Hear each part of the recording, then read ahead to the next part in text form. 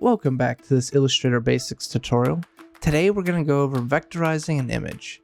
So you might want to vectorize an image if you want to take like a still frame from your video or maybe a promotional shot and you want to make it into some promotional artwork or a thumbnail for your video. But you don't want it to just be a bland picture, you want to add some artistic flair to it. You can vectorize that image to make it look hand-drawn or watercolor or just different than a standard photo. So let's go ahead and import our photo that we're going to work with. Go to File, Place, and choose 16 free stocks unsplash.jpg. We're going to click and drag this in.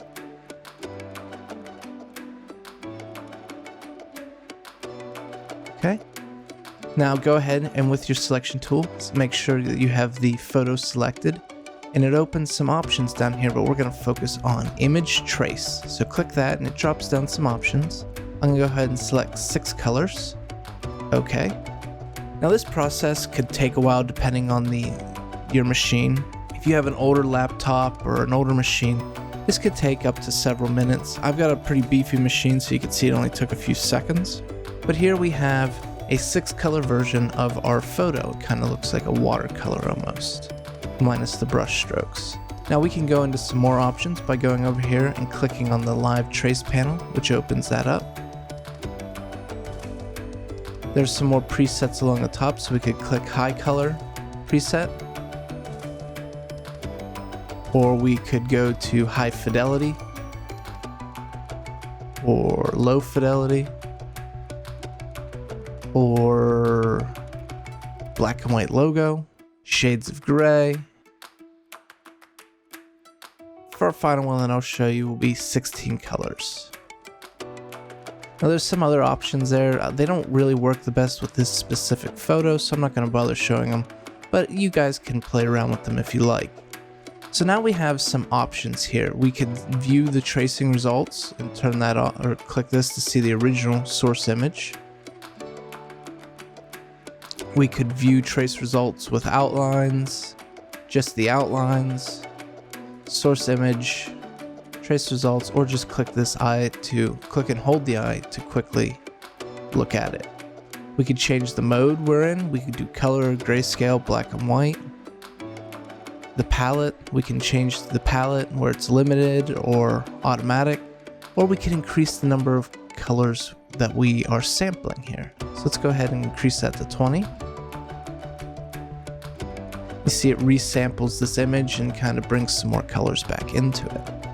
Now once you have your image live traced, the problem with this is if you have more work to do with this image, it's got to recalculate it every time you do anything to it. So if I resize it here, you see it has to recalculate everything all over again. And that's because it's live tracing the image constantly. Let's go ahead and make that full size again there. So if you know this is the image you want to lock down, you're going to work with this image. There's no more changes that you're going to do within the live trace or the image trace options. Make sure you have it selected and go over to here and click expand. And that transforms it into just a bunch of paths. And we no longer have the ability to change any of the options, so I'll click out. But you can direct select things with the direct select tool. You can move that away, move this portion of a jacket away. If you want to change specific colors in here, so maybe you want to change this gray tone, go up to select same fill color and it'll select that fill color, and we can change it to like a green. You can see it changes that fill every instance that fill color to a green. I use that more on large art projects that I'm doing, where halfway through I've decided that I don't like a specific color, but I've used that color a ton. So if I want to change it, I can just go that select same fill color and it'll select it all, and then I can change it easily. Well, that's all we have for vectorizing an image. It's a real short lesson today.